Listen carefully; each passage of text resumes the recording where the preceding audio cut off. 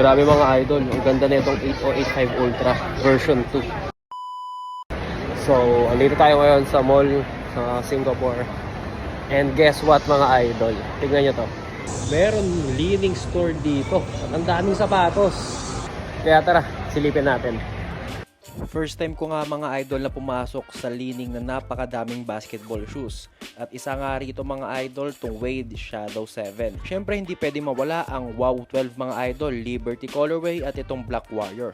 Grabe ang linis. Grabe mga idol, ang ganda na itong 8085 Ultra version 2. Talaga namang lilumunin ka sa mga colorway na itong 8085 version 2 mga idol. Tignan nyo naman tong isa, yellow-green pa nga ang tema.